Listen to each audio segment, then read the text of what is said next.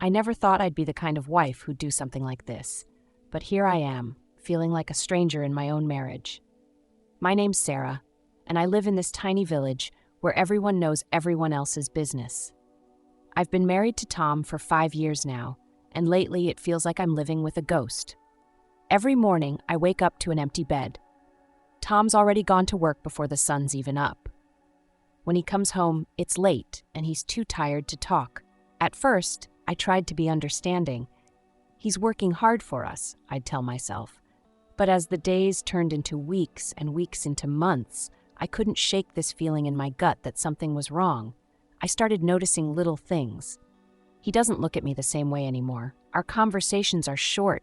Just, how was your day and what's for dinner? I can't remember the last time we laughed together or shared a real moment. Last night, as I lay awake in our bed, listening to Tom's soft snores, I made up my mind. I need to know if he still loves me, if he's still faithful. The idea came to me like a bolt of lightning. I'd hire someone to test him, to see if he'd stray. This morning, I walked to the next village over. My heart was pounding so hard I thought it might burst out of my chest. I found a woman there, Maria, who's known for her beauty. When I told her my plan, she looked at me with a mix of pity and curiosity, but she agreed. As I walk home now, I feel a strange mix of excitement and dread.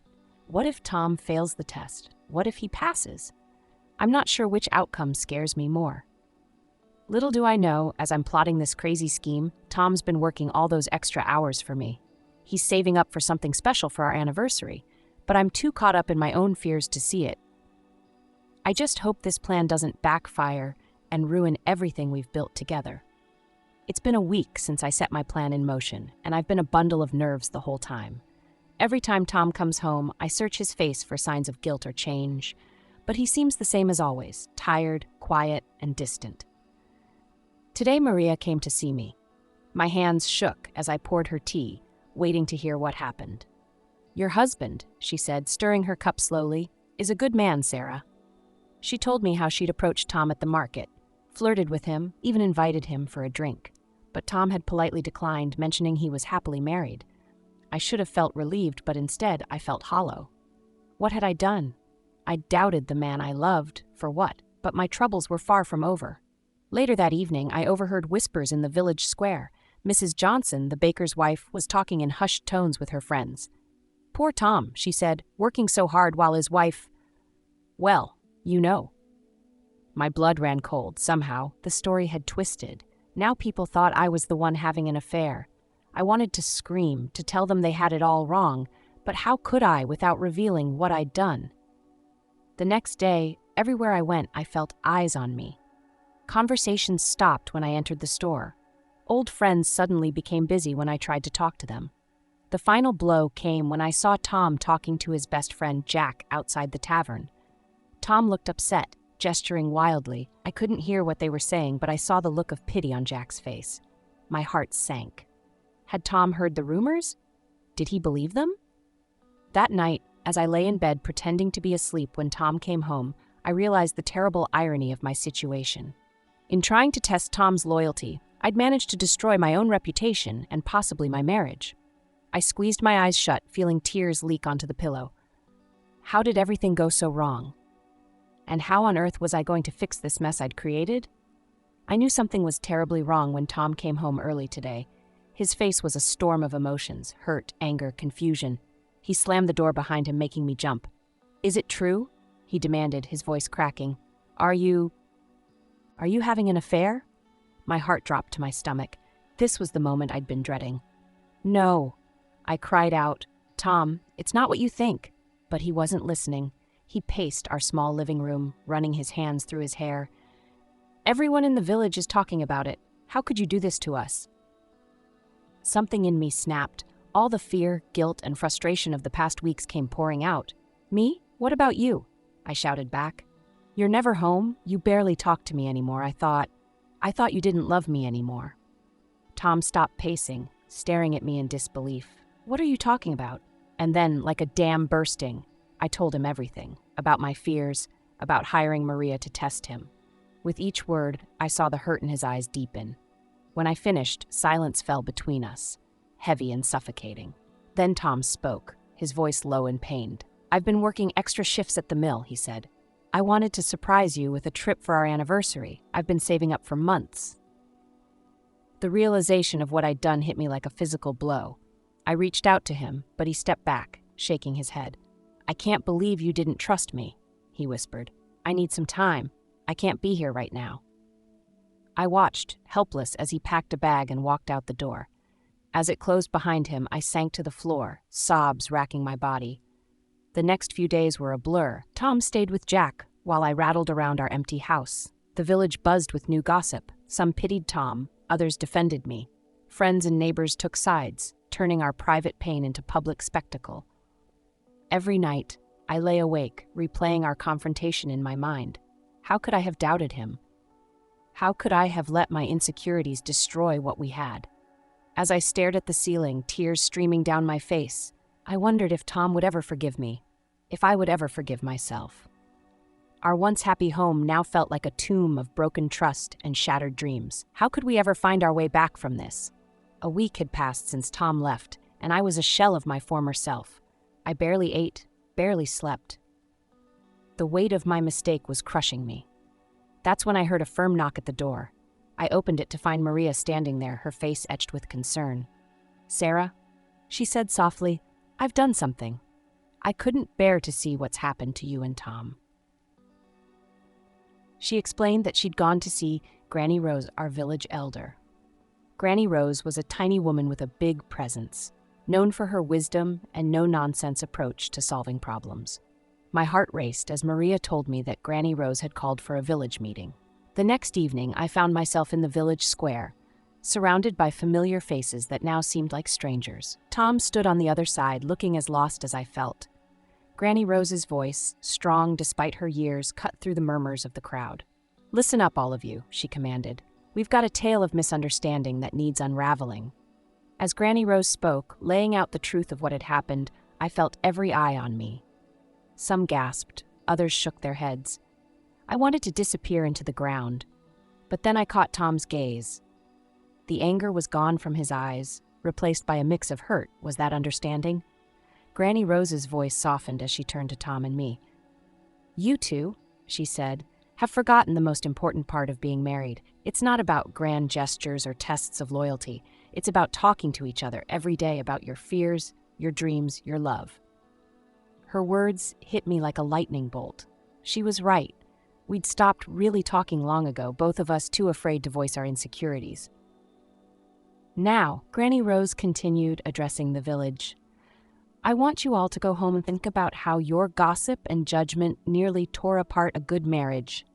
And you two," she pointed at Tom and me, "you're coming with me."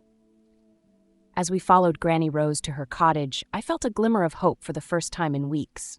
Maybe, just maybe, we could find our way back to each other. But as I glanced at Tom's tense shoulders, I knew we had a long, difficult conversation ahead of us. My heart pounded with fear and anticipation. Could we rebuild what I had so carelessly broken? Granny Rose's cottage was warm and cozy, filled with the scent of herbs and freshly baked bread. She sat us down at her kitchen table, poured us each a cup of tea, and then looked at us sternly. "Now," she said, "you two are going to talk. Really talk, and I'm going to sit right here and make sure you do." At first, the silence was deafening. I stared into my tea, too ashamed to meet Tom's eyes. But then, encouraged by Granny Rose's gentle prompting, I started to speak. "I was so scared," I whispered, my voice shaking. "You were gone all the time, and I thought you didn't love me anymore." The words tumbled out along with my tears. "I know what I did was wrong, but I didn't know how else to reach you." Tom's hand trembled as he reached across the table, not quite touching mine, but close. "I should have told you what I was doing," he said, his voice thick with emotion. "I wanted to surprise you, to make you happy, but I never meant to make you feel alone." As we talked, really talked, for what felt like the first time in years, I began to see how we'd both contributed to this mess. My insecurities, Tom's well-meaning secrecy, our mutual failure to communicate, it had all snowballed into this painful situation. "I'm so sorry," I sobbed. "I should have trusted you. I should have talked to you instead of what I did." Tom's eyes were wet, too. And I should have seen how my absence was affecting you. I was so focused on the future that I neglected our present. Granny Rose nodded approvingly. You see, she said, marriage isn't just about love, it's about trust, communication, and understanding. You two forgot that for a while, but it's not too late to remember. As the night wore on, Tom and I continued to talk. We shared our fears, our hopes, our regrets. With each word, I felt the wall between us crumbling. It wasn't easy. There were moments of anger, of hurt, of frustration. But there were also moments of tenderness, of rediscovered connection. By the time the first light of dawn was peeking through Granny Rose's windows, I felt wrung out but oddly peaceful. Tom and I had a long way to go to rebuild what we'd lost, but for the first time in months, I felt hope. As we stood to leave, hand in hand, Granny Rose stopped us at the door. Remember, she said, her eyes twinkling, a marriage is like a garden. It needs daily tending, open air, and honest words to grow strong and beautiful. Walking home in the early morning light, I squeezed Tom's hand. We had learned a hard lesson, but as I looked at him and saw the love in his eyes, I knew we'd emerge stronger for it. Our journey wasn't over. It was just beginning anew. It's been 3 months since that night at Granny Rose's cottage. Tom and I have been working hard on our relationship, talking every day, sharing our thoughts and feelings. It hasn't always been easy, but with each passing day, I feel us growing closer, stronger. This morning, as I woke up, something felt different. I'd been feeling a bit off for a few weeks, but I'd chalked it up to stress from everything we'd been through. But today, as I looked at myself in the mirror, a sudden realization hit me. With shaking hands, I took the test I'd bought just in case. As I waited for the results, my mind raced. Could it be? When the little pink line appeared, confirming my suspicions, I burst into tears of joy and disbelief. When Tom came home from work, I was a bundle of nerves and excitement. Tom, I said, my voice trembling, I have something to tell you. His face filled with concern. What is it, Sarah? Is everything okay? I took a deep breath and smiled. We're going to have a baby. The look on Tom's face was something I'll never forget. Shock, joy, and love all mingled together as he processed the news. Then he swept me up in his arms, spinning me around our little kitchen. A baby, he exclaimed, laughing and crying at the same time. Oh, Sarah, this is wonderful.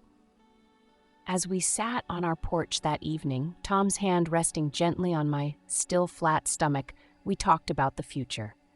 About the kind of parents we wanted to be, the values we wanted to instill in our child. We'll always be honest with each other, Tom said, squeezing my hand. No more secrets, no more doubts. We'll face everything together. I nodded, feeling a warmth spread through me that had nothing to do with the setting sun. And we'll never stop talking, I added. Even when it's hard, especially when it's hard. As we sat there, watching the stars come out, I marveled at how much had changed. Just a few months ago, I thought our marriage was over. Now we were stronger than ever, with a new life growing inside me as proof of our love and commitment. I leaned my head on Tom's shoulder, feeling profoundly grateful. Our recent ordeal had been painful, but it had taught us the most valuable lesson. That love, trust, and open communication are the foundations of a strong relationship. As Tom kissed the top of my head, I closed my eyes, filled with hope for our future. We had weathered a storm and come out stronger on the other side. And now, with our little one on the way, we had a beautiful new chapter ahead of us. This baby, I thought, placing a hand on my stomach, would be born into a home filled with love, trust, and open hearts. And that, I knew, was the greatest gift we could give our child. Years have passed since that tumultuous time in our lives. Our little one, a daughter we named Rose after the wise elder who helped save our marriage, is now a curious and vibrant 10-year-old. As I watch her play in our garden, I'm struck by how our story has taken on a life of its own in our village.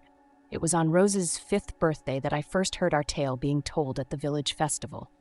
I stood frozen, listening as old Mrs. Johnson, of all people, recounted our story to a group of wide-eyed children. She spoke of a husband and wife who lost their way, of misunderstandings and mistakes, and of the wisdom that brought them back together. And that, little ones, she concluded, her eyes twinkling, is why we must always speak our hearts and listen with open ears. At first, I felt a flush of embarrassment creep up my neck. But as I looked around, I saw nodding heads and knowing smiles. Our pain, our journey, had become a lesson for others. Over the years, I've heard our story told in various ways. Sometimes it's a comedic tale of mix-ups and misadventures. Other times it's a somber warning about the dangers of distrust. But always, always it ends with the same message. Honest communication is the heart of any relationship. Tonight, as I tuck Rose into bed, she asks me to tell her a story. "Tell me about the husband and wife," she says, her eyes bright with anticipation. "The one where they learn to talk to each other." I smile, settling beside her on the bed. As I begin the tale, I see Tom leaning against the doorframe, a soft smile on his face. We exchange a look full of love and shared memory. "Once upon a time," I begin, "in this very village there lived a husband and wife who loved each other very much, but they forgot something very important." As I weave the story, embellishing here and there for Rose's benefit, I'm filled with a profound sense of gratitude. Our mistakes, our pain, our growth, it's all become part of the fabric of our community. A living, breathing reminder of the power of love and the importance of open hearts and honest words.